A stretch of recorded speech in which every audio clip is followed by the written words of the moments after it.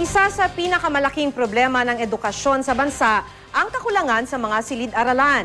Nangangamba ang isang grupo ng mga guro na mas lalala pa ang problemang ito dahil na rin sa pagpapatupad ng K-12 program ng Department of Education. Narito po ang aking report.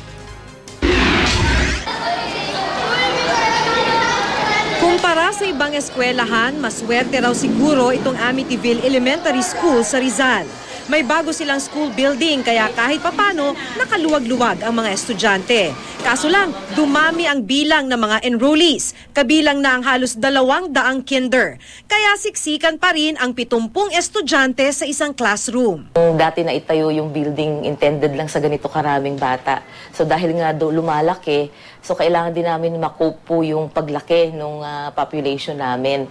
So as much as possible, ginagawa naman po ng Department of Education, ng local government.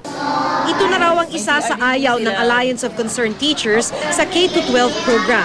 Ito na nga't pinupunan pa lang ang matinding kakulangan sa bilang ng mga guro, classroom at palikuran, madadagdagan pa uli ang shortage. Sa unang taon ng implementasyon ng K-12, 1.6 million na kinder students ang dumagdag.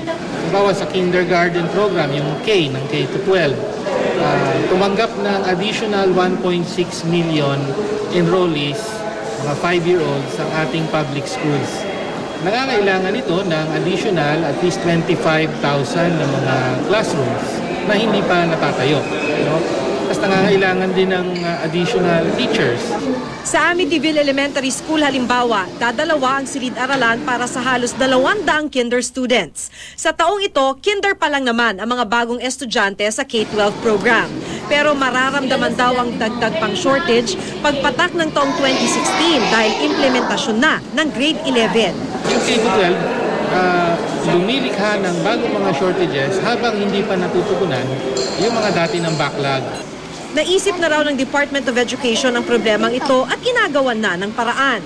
Pag sinabi raw nilang mapupunan ang 80% kakulangan sa teachers, classrooms at palikuran simula school year 2013 to 2014, kabilang na sa bilang ang dagdag na kinder students. Hihingi rin daw sila ng dagdag na budget para paghandaan naman ang papasok na grade 11 at 12 ilang taon mula ngayon. Makikita mo lang naman yan dito sa mga highly urbanized areas.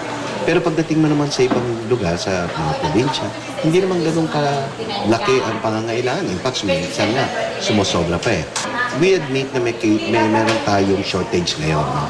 Pero hindi ibig sabihin nun, wala tayong ginagawa. Para lang punan ng kasalukuyang shortage, sa bilang ng DepEd simula susunod na school year, mahigit 10,000 teacher ang kailangan, 5,000 silid-aralan at halos 100,000 mga palikuran.